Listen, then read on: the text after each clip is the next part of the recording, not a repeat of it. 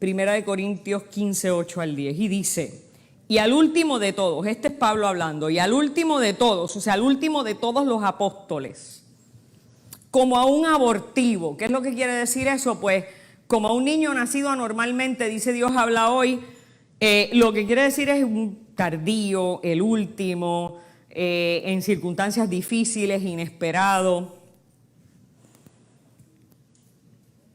Me apareció a mí.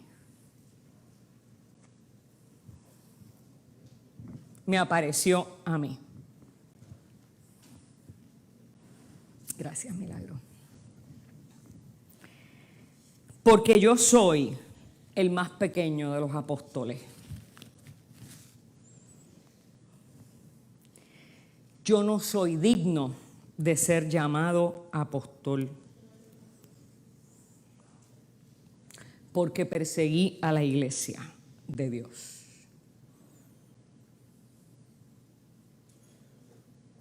Pero por la gracia de Dios,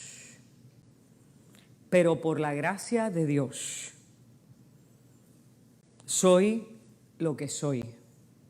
Este es el verso. Oiga, es más, vamos a repetirlo.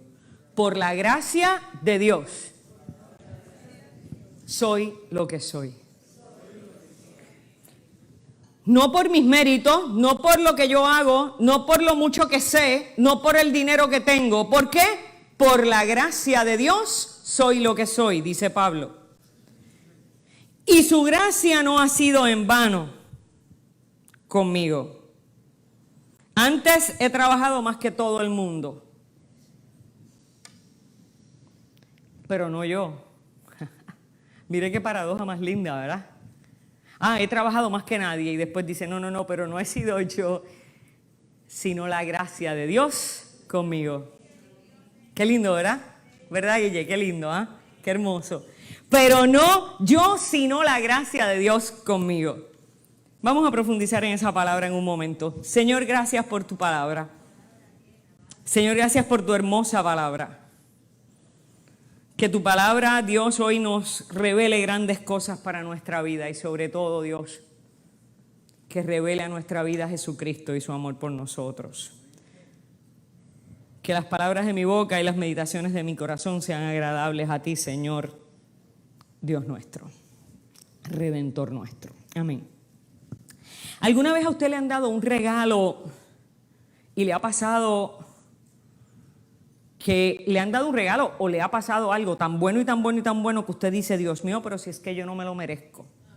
¿Cuánto le ha pasado eso?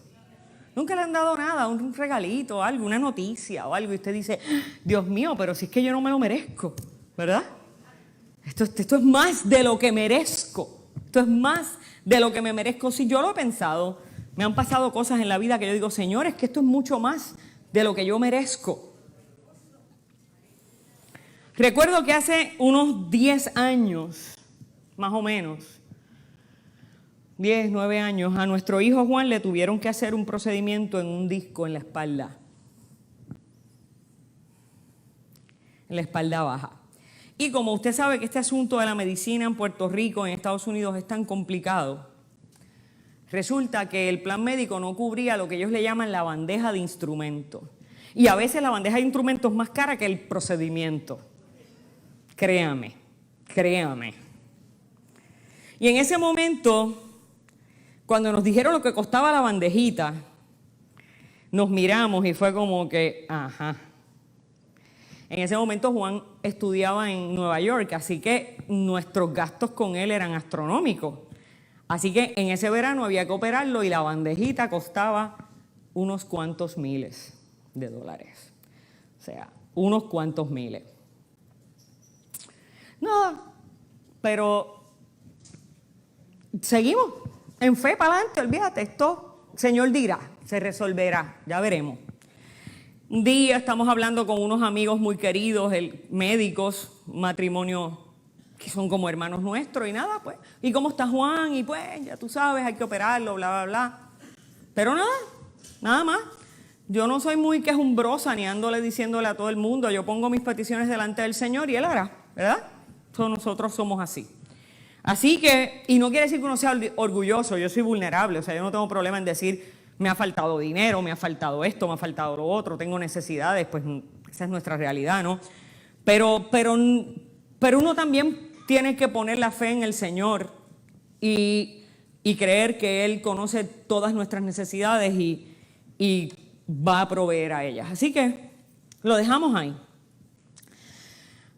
Así que un día, yo creo que faltaba como 1 o 2 días para hacer la admisión o la preadmisión o como sea.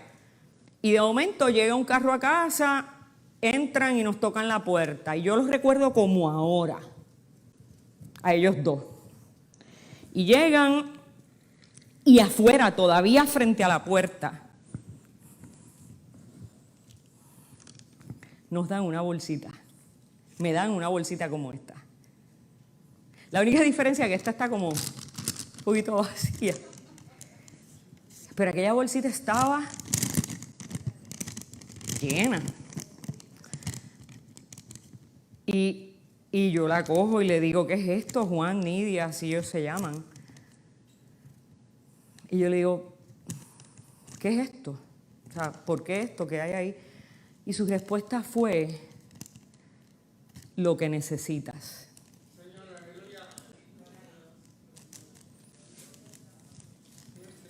Lo que necesitas. Obviamente, me imaginé lo que era. Y como ustedes ya saben que su pastor es bien llorona, pues no les hago el resto del cuento. Lo que necesitas. Mis hermanos, a veces lo que necesitamos es mucho más de lo que merecemos. Eso es gracia. Eso es gracia.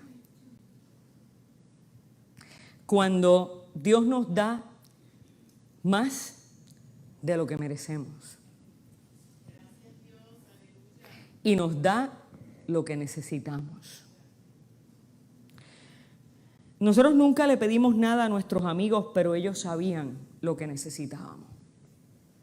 Ya fuera por intuición, ya fuera porque Dios lo puso en su corazón. Eso es la gracia de Dios.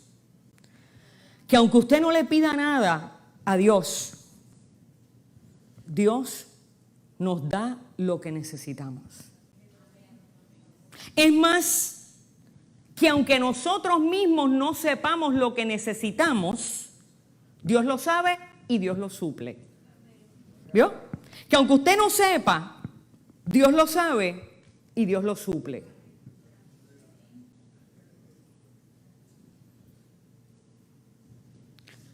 Más aún, mientras nosotros estábamos acá, Chiro y yo, preocupados de cómo íbamos a hacer esto y conseguir el dinero, Dios estaba obrando en los corazones de otras personas sin nosotros saberlo.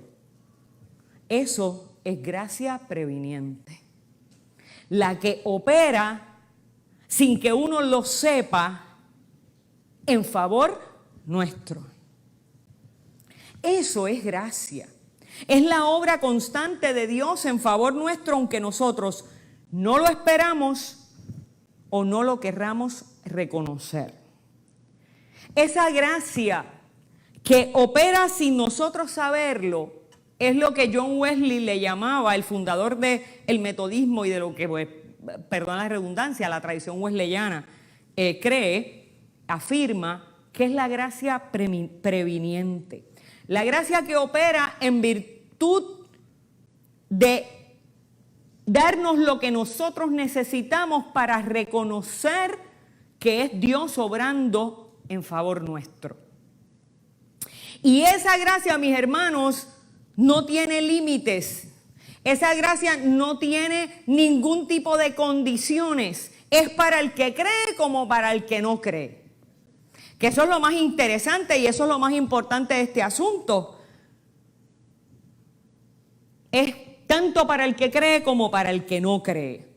Y el apóstol Pablo en la primera carta a los Corintios, que es lo que acabamos de leer, en un discurso que él le está dando a través de una carta, de una correspondencia a la iglesia de Corinto, Él está hablando sobre la resurrección y eso lo podemos hablar con más detalle otro día, porque había un tipo de creencias diversas, por ejemplo, entre los que eran judíos saduceos que no creían en la resurrección, o más que nada en la iglesia de Corinto, que era una iglesia de mayor influencia greco-romana y de las tendencias filosóficas del helenismo. Pues lo que esas tendencias entienden es que el cuerpo es malo, que el cuerpo es la tumba, es el sarcófago, es la tumba, es donde está encerrado el espíritu. Por lo tanto, en ese tipo de creencias lo mejor que podía pasar era que el cuerpo se muriera y el espíritu fuese liberado. Y entonces lo que la resurrección plantea es algo bien importante. No, en la resurrección el cuerpo es importante, esta carne es importante. En la resurrección esto se va a redimir también. No es como que vamos a ser espíritus flotantes, sino que vamos a ser redimidos completamente como creación, como dice Pablo también en Romanos 8, que toda la creación aguarda la redención de los hijos de Dios para poder ser también enteramente redimida, ¿verdad? Así que Pablo está tratando de arreglar ese problema teológico. ¿Por qué? Porque si tú no crees en la resurrección de Cristo, la resurrección corporal de Cristo, entonces Pablo dice, vana es nuestra fe. Pero de momento Pablo está en esa diatriba, ¿verdad? Y de momento hace como un paréntesis, que es lo que yo le acabo de leer. Abre un paréntesis y dice, espérense un momentito. Yo sé que ustedes se estarán preguntando, ¿quién soy yo para hablar así de Cristo? Abre ese paréntesis. Entonces, de hablar de la resurrección, de hablar de Cristo, de hablar de la fe, él termina enfocándose en ¿quién? En sí mismo, ¿no? Y ustedes se preguntarán, ¿quién soy yo para hablar así después que yo fui el primero que perseguía a los cristianos? Que es una cosa bien interesante porque es un absurdo. O sea, si yo mismo los mataba, ¿quién soy yo ahora para hablar así? Pablo estaba consciente de que la credibilidad que le damos a un discurso no se trata solo del contenido del discurso, sino del carácter moral de quien habla. Eso en retórica se llama ethos. Así que Pablo, que está tratando de que la comunidad de Corinto entienda que si no creen en la resurrección corporal de Cristo, entonces toda la nueva fe cristiana sería en vano, hace ese cambio en su discurso para mostrarnos por qué nosotros debemos creer lo que él está diciendo. Pero lo que pasa es que Pablo era tan increíble en sus discursos que después que nos enfoca en él, le da otro giro al ethos. Le da otro giro al asunto del carácter moral del predicador.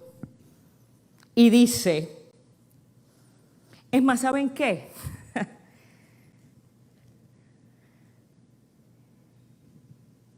Todo lo que yo soy, todo lo que yo hago, no es por mis méritos, es por la gracia de Dios conmigo.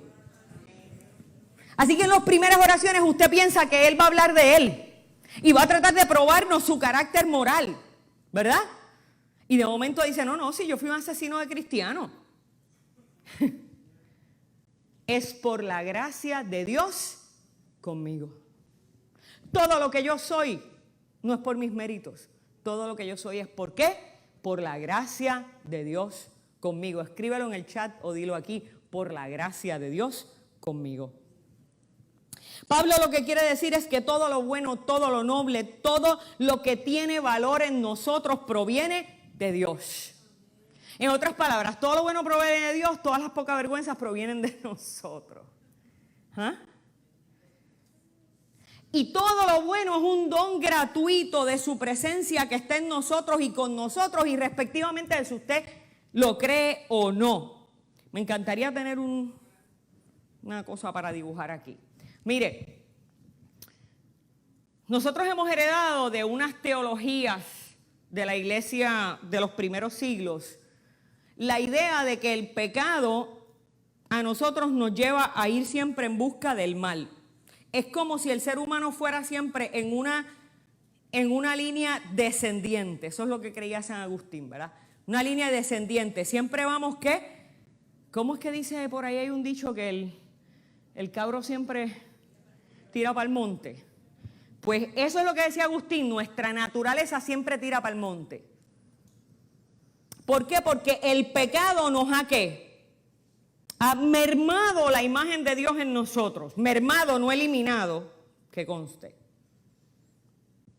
Entonces esa tendencia a descender, a buscar el pecado, es lo que nosotros ahora vamos a hablar de esta gracia previniente, que es lo que decía Santo Tomás de Aquino, que contrario a Agustín, que cuando nosotros vamos por ahí abajo, por ahí para abajo, por ahí para abajo, siempre con esa tendencia, de momento hay algo inexplicable que nos permite a nosotros detenernos un momento y mirar hacia arriba. Y es algo que no depende de nosotros, depende de Dios. Y es ese momento en el que tú miras y dices, espérate, tengo oportunidad, no necesariamente tengo que ir siempre como, ¿verdad? Cuesta abajo. Eso es la gracia previniente.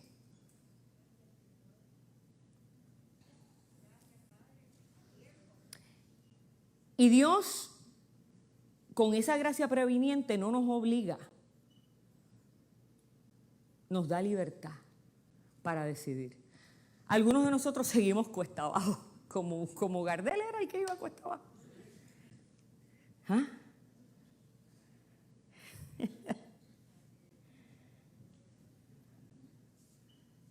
Y Pablo, hablando de esta gracia, lo voy a volver a citar, dice: porque yo soy el más pequeño de los apóstoles y no soy digno de ser llamado apóstol.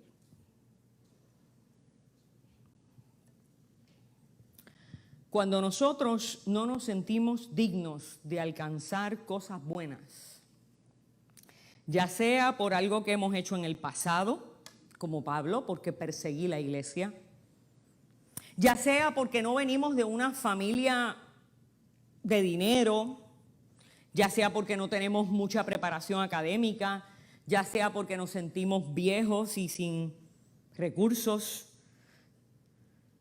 ya sea por lo que otros han dicho de nosotros, ya sea por lo que otras personas nos han hecho creer de nosotros mismos, porque hay gente que es maravillosa motivando, desmotivando.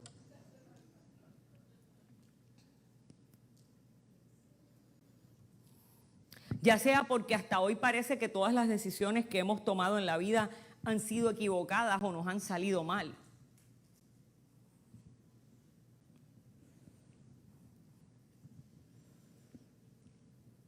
Muchos de nosotros nos sentimos indignos de alcanzar cosas buenas.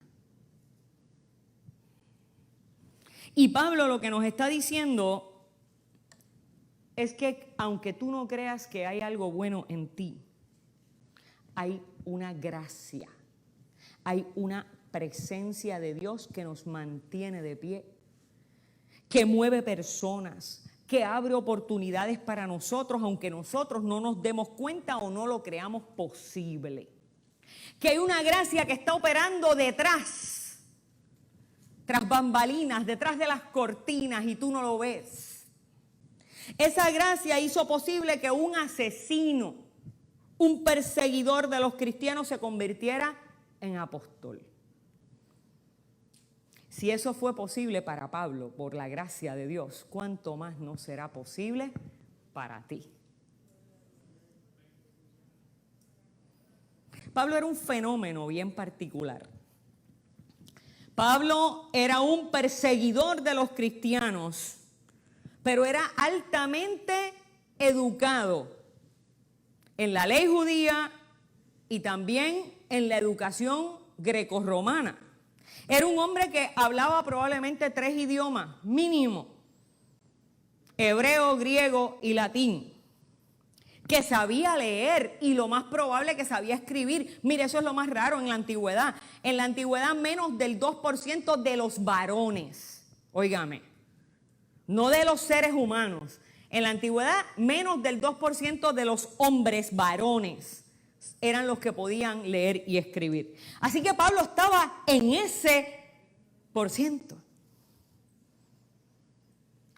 Completamente opuesto a los discípulos de Jesús, que él llama los verdaderos, los de verdad, porque él se llama a él un abortivo, el último, para colmo el que los mataba y los perseguía.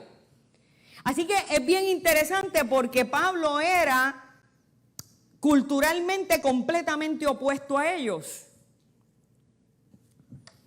Pablo tenía todas las razones del mundo para creerse la gran cosa entre los demás apóstoles. Es más, dice, yo he trabajado más que ellos, ¿verdad? Pero entonces después dice que, pero no por mis méritos, sino por la gloria, por la gracia de Dios en mí. ¿Cuántos de nosotros no nos creemos merecedores de lo que tenemos por lo que hemos trabajado, por lo que hemos estudiado, por la familia de donde procedemos, por el apellido que tenemos? ¿Cuánta gente usted no la oye decir, es que yo me he matado trabajando para eso? Están muy calladitos. Yo me imagino que es que lo ha dicho la mayor parte de la gente aquí. ¿Ah? Me encanta porque nuestro pastor Maeda es el primero que dice, es verdad. Claro que lo hemos dicho. Yo me he matado trabajando para la casa que tengo. Yo me he matado trabajando para este trabajo que conseguí. Yo me he matado estudiando para esto. Pero en el reino de Dios, en la paradoja de la fe, lo que somos no se trata de lo que hayamos logrado por nuestros propios méritos. Se trata, como dice Pablo, de que aunque he trabajado más que todos los demás, no he sido yo, sino la gracia de Dios. Dígalo duro, conmigo. Sino la gracia de Dios conmigo. Así que Pablo vive los dos mundos. El haber sido un asesino y el haber trabajado mucho para la obra de Dios.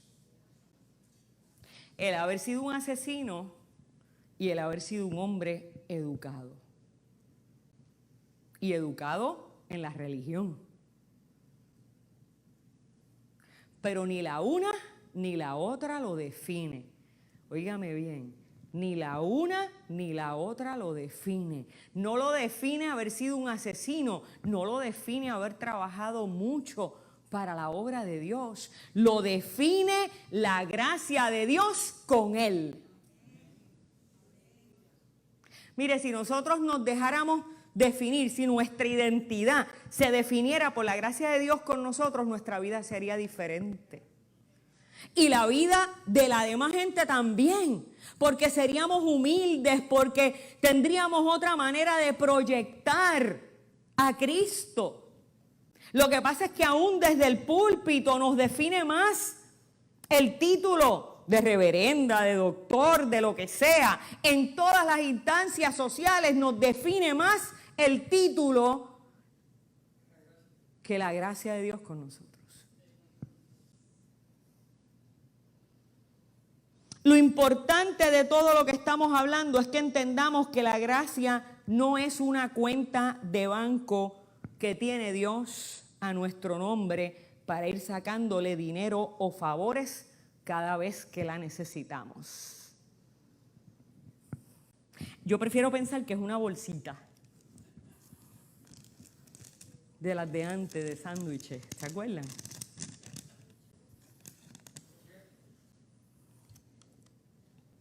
La gracia no es una cuenta de banco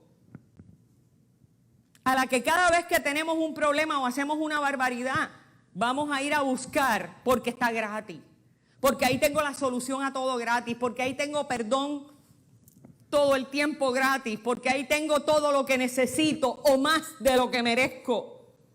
La gracia previniente Es lo que prepara nuestra mente y nuestros corazones para oír el llamado de Dios y responderle afirmativamente a través de la fe. Y esto es bien importante porque no estamos hablando de que la gracia es una bolsita con dinero. El objetivo de la gracia es que nosotros podamos tornarnos a Cristo. Y definitivamente eso no limita lo que Dios pueda poner en esta bolsita, ¿verdad? Eso no limita que Dios ponga ahí todo lo que usted necesita, que incluya su bienestar material. Pero el objetivo último, la finalidad última es que usted pueda, como decía Santo Tomás de Aquino, cuando va en esa cuesta descendente, usted pueda de momento mirar hacia arriba y decir, Señor, rescátame. No quiero seguir cuesta abajo. Es lo que permite que haya tantos hombres y mujeres que no creen en Dios, pero pueden ser buena gente. Pueden actuar bien. Y usted dice, ay caramba, pero es que hay gente que no es cristiana o no es creyente y son mejores que los cristianos. Eso es la gracia previniente. Esa es la imagen de Dios en ellos, aunque ellos no lo crean. Eso es todo lo bueno, todo lo noble que uno puede llegar a ser porque es por la gracia de Dios conmigo. Pero la gracia no nos obliga. Por el contrario, nos permite superar por la intervención amorosa y misericordiosa de Dios nuestra naturaleza pecaminosa que nos lleva siempre hacia el mal, para que podamos libremente, escúchalo bien, libremente decir si nos acercamos a Él o no. Todo el mundo tiene maneras y estilos de predicar y de evangelizar y de testificar y de hacer llamados. Y hubo una época que era mucho el meterle miedo a la gente, ¿verdad? Entonces eso es casi una manipulación. O sea, tú te acercas a Cristo porque necesitas salvación y si no te vas a quemar en las pailas del infierno y toda esa cuestión. Y eso funciona o le funcionó a mucha gente y fine, no hay problema. Pero yo prefiero predicar de la gracia, que sea el amor misericordioso de Dios el que nos lleve a Él. Me gusta saber que Dios nos da libertad, que Dios no me amenaza, que la palabra que dice que Él no ha venido a juzgar ni a condenar a nadie, sino que a todo el mundo sea salvo por Él. Me gusta pensar en ese Dios. Gracia es la presencia de Dios para crear, para sanar, para perdonar, para reconciliar, para transformar los corazones. Dios está presente en todo.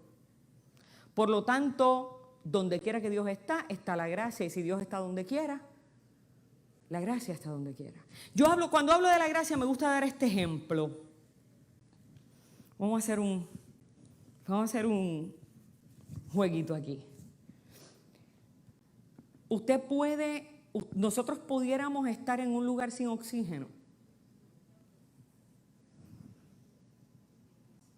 No hay forma. O sea, todo nuestro mundo conocido, la Tierra, el planeta Tierra, todo está está dentro de una bolsa de oxígeno, ¿verdad? Usted puede optar por no respirar, vamos, inténtelo.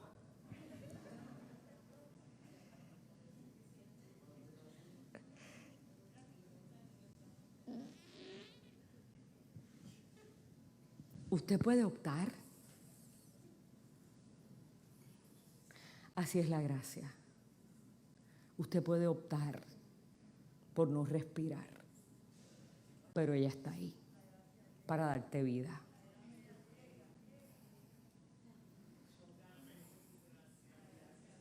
Tú no la ves, tú no ves el oxígeno, tú no ves, ¿verdad? Pero está ahí para darte vida. Lo creas o no,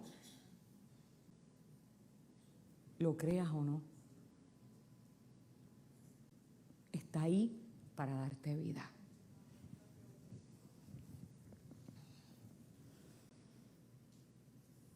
Eso quiere decir que aunque tú sientas que no tienes fuerzas para moverte hacia un cambio en tu vida, la gracia de Dios te puede permitir lograrlo. Si vamos en los idiomas originales, me encanta esto. Voy a hacer un ratito aquí de educación, pero les prometo que cortito. Es que me encanta esto. La gracia en griego es charis. Pero en hebreo, que se parece mucho, es saris, con X. ¿Y sabe lo que quiere decir? En ambos casos, lo que eso quiere decir es un movimiento o inclinación gratuita hacia algo. Mire qué cosa bella. Movimiento o inclinación gratuita hacia algo. Mire qué bello. Es que yo me imagino a Dios moviéndose, inclinándose. Eso es gracia. Es un movimiento de Dios hacia nosotros. Libre, voluntario, se mueve libre y voluntariamente porque a Él le da la gana. Aunque nosotros seamos unos bambalanes. ¿Ah? Es un movimiento de Dios hacia nosotros. Eso es gracia. Pablo dice, por ese movimiento voluntario de Dios hacia mí, es que yo soy lo que soy. Bello, ¿verdad que sí? ¿Qué dice Primera de Juan 4:19? Que nosotros le amamos porque Él hizo ese movimiento voluntario, esa inclinación original hacia nosotros, amándonos primero. Dios siempre inicia el movimiento hacia nosotros. Y me encanta más cómo lo explica el Antiguo Testamento. Es interesante porque a veces hay personas que cuando hablan teológicamente de la gracia dicen que el concepto de gracia es inherente a Jesús, al cristianismo. No está en el Antiguo Testamento. Embuste.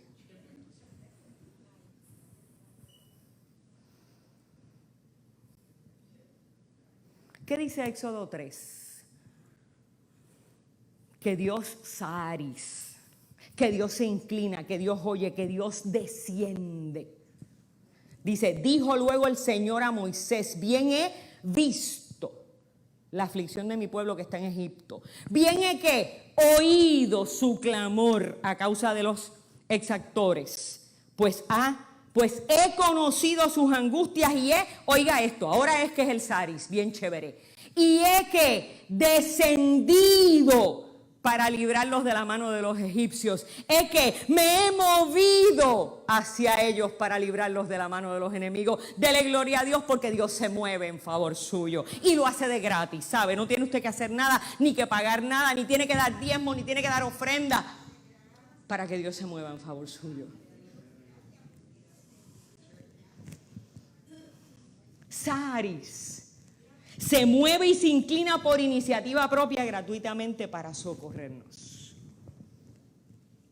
La gracia de Dios nos da lo que necesitamos para poder buscar e identificar a Dios en los sucesos milagrosos o extraordinarios de nuestra vida, cuando todo en nosotros se inclina al mal o a vivir una vida alejados de Dios, aunque no seamos malas personas. Tú no te tienes que preocupar porque tus pecados sean demasiado grandes para que Dios los perdone. Tampoco tienes que preocuparte porque tus talentos y capacidades sean muy pequeñas como para lograr cosas grandes en tu vida. Porque su gracia nos previene del mal, nos previene de la perdición, nos previene del fracaso. Y como dice Pablo, por la gracia de Dios soy lo que soy. Y su gracia no ha sido en vano conmigo. Ahora, no lo voy a hacer porque vamos a tener Santa Cena y tenemos que ir moviéndonos, pero podríamos hablar un buen rato de eso. ¿Cuándo la gracia de Dios puede ser en vano en nosotros? Cuando a pesar de que en un momento dado, cuando vamos cuesta abajo y la gracia previniente me dice, Dios está aquí, Dios existe, Dios está obrando, Dios se está inclinando, Dios se está moviendo, puedes hacer algo para cambiar. Yo digo, olvídate de esto, que me gusta más ir cuesta abajo. Y entonces, ¿qué es lo que tú haces? Desperdicias la gracia. Que como Dios es el ser más obstinado de la creación, Él como quiera tiene su gracia disponible para ti y para mí. A lo mejor tú has sido afortunado o afortunada y tus papás desde niño, desde niña te traían a la iglesia. A lo mejor algún amigo o amiga te invitó alguna vez a un grupo de jóvenes o a un estudio bíblico en el que sentiste ese amor, esa invitación, esa fuerza de Dios para seguirle. O tal vez estás aquí porque has tocado fondo.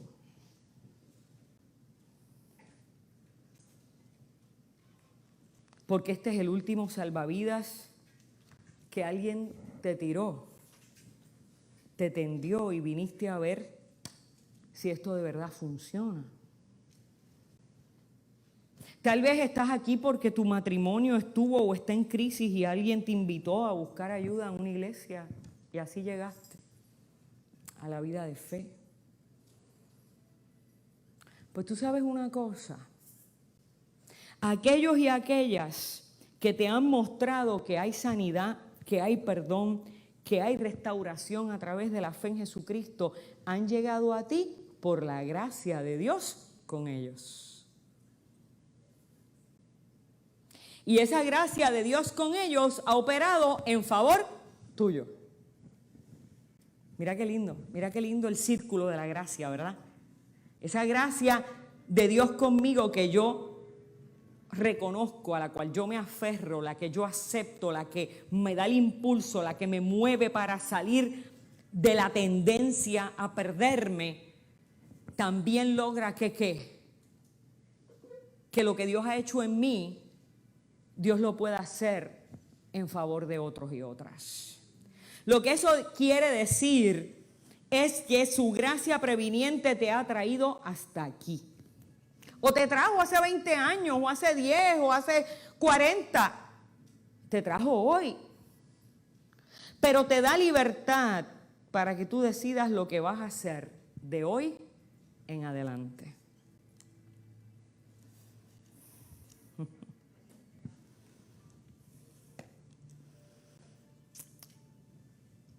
La gracia, para mí, es como mi bolsita de sándwiches. La bolsita que nos trajo Juan y Nidia, Chiro. Cuando mi Juan estaba enfermo.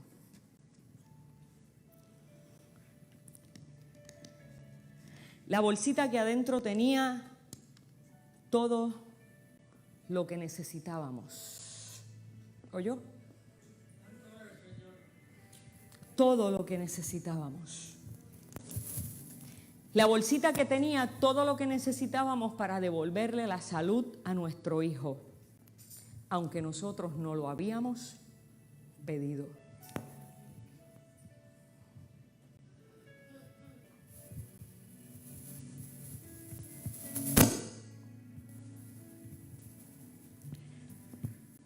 Cuando les pedí las bolsitas a Milagros y a Tati anoche, y cuando hablaba con Sarita le decía, la bolsita tiene una razón de ser.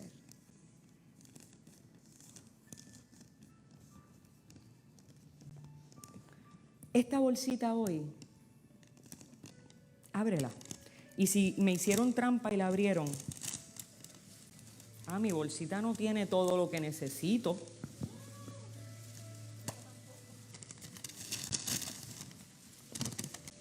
Bueno, se supone que todos tengan en la bolsita todo lo que necesitan. Se supone que tengan la palabra de Dios. Búsquela.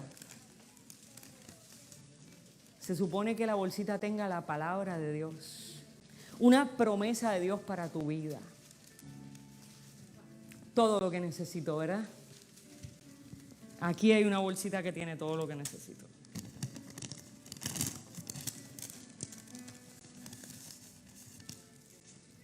La palabra de Dios.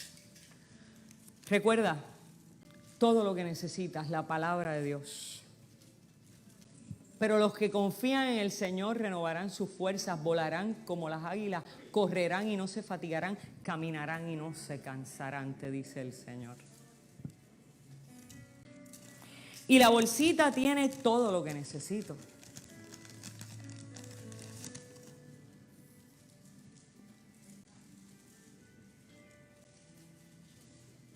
¿Qué es todo lo que necesito? El cuerpo y la sangre de Jesucristo dada para nuestra sanidad, salvación y vida eterna. ¿Me oyó? Todo lo que necesito. Todo lo que necesitas. Todo lo que necesitas tiene la bolsita. La gracia de Dios te rodea, nos rodea. No importando quién eres o lo que has hecho, lo único que tienes es que decirle al Señor que sí. Lo único que tienes es que decirle sí a su amor, que te vio desde mucho antes de tu nacer y ya tenía planes contigo. Te vio mucho antes de tu nacer y ya tenía planes contigo. Jeremías 1:4 dice: el Señor me dirigió la palabra antes de formarte en el vientre de tu madre. Yo te elegí y yo te consagré y te nombré profeta, dice el Señor.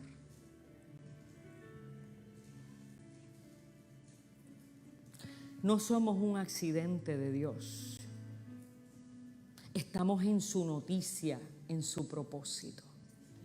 Y esa gracia previniente va mucho más atrás que todo lo que nosotros podamos concebir creado. Está en Cristo y con Cristo desde el principio. Y como Él es el alfa, la omega, el principio y el fin, ¿eso qué es lo que quiere decir? Que no hay principio ni hay fin, ¿verdad? En Él no hay principio ni hay fin.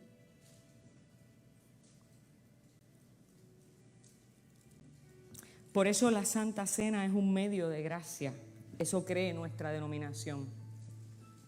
Es un misterio de fe a través del cual Dios se acerca, Sari, se acuerda, no se lo olvide, y permanece y nos invita. Y Él mismo prepara la mesa. No fue Tatiana, ni fue Milagros, ni fueron los mayordomos. Fue la gracia de Dios con ellos la que preparó la mesa para ti. Y Dios prepara la mesa para que nos sentemos junto a Él y junto a Él vivamos una experiencia de reconciliación.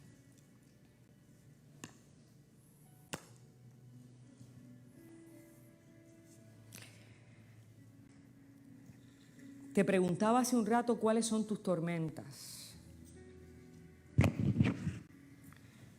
Ahora te pregunto, ¿qué es lo que necesitas? Porque te voy a dar una noticia. No hay nada que tú puedas necesitar que lo que está en esta bolsita no le sea suficiente. ¿Me oyó? ¿Verdad, Sarita, que tenía sentido la bolsita? No hay nada que tú puedas necesitar que la palabra de Dios no supla, que la sangre de Cristo no la limpie y lave, y que el cuerpo de Cristo nos restaure. Y eso incluye nuestras necesidades materiales, eso incluye la salud. Pero sobre todo, como finalidad última de la gracia, eso incluye que nosotros podamos hacer como Pablo. Nada de lo que soy es por mis méritos. Todo se lo debo a Él. Y nos preparamos para la cena del Señor.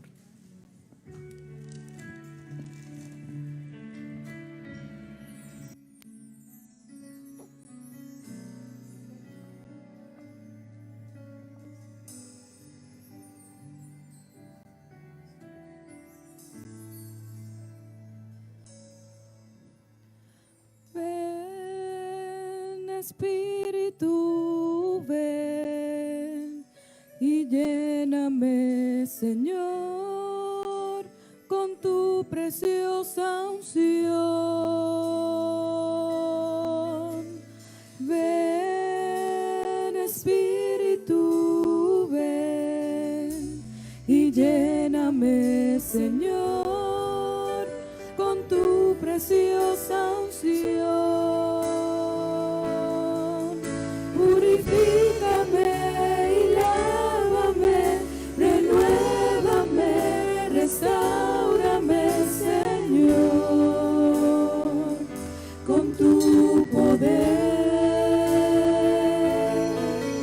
Purifícame y lávame, renuévame, restáurame, Señor, te quiero conocer.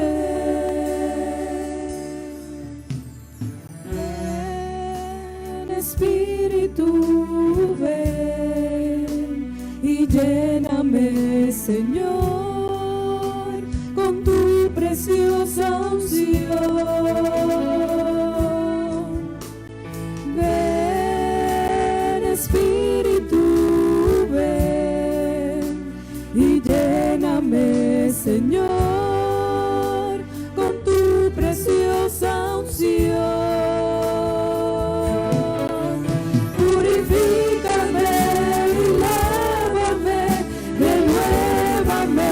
Restáurame, Señor, con tu poder.